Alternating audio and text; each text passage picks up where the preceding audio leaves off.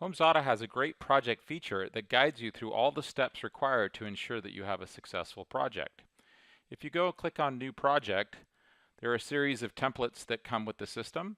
And let's say you wanted to do a kitchen remodel. When you hit Create Project, over on the right-hand side you can see the section here that calls Project Actions. So you can obviously hire a contractor to do a kitchen remodel. You could choose it to do it yourself, or you could choose No Project Actions, which starts with a blank slate.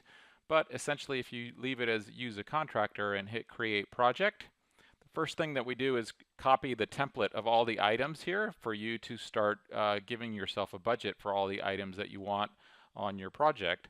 But more importantly, this new feature under the Actions tab here really guides you through a series of steps to ensure that you have a successful project. So it helps remind you that you should research different product choices. It's a great idea to establish a budget for these things.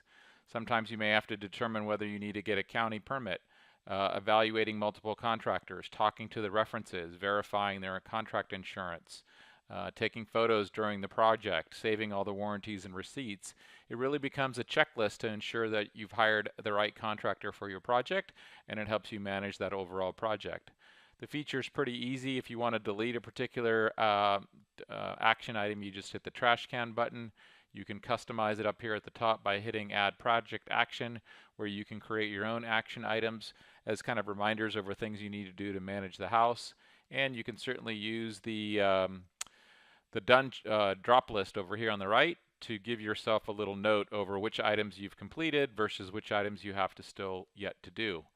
And this comes with all of our templates, so we basically guide you through the process of any home improvement you want to take. And if we go back to, for instance, all projects, and we go to our half bathroom remodel and look at the action items here, you can see here this was a project that we did as a DIY, and we basically created all the series of installation tasks of everything from demolition to prepping the subfloor, installing the toilet.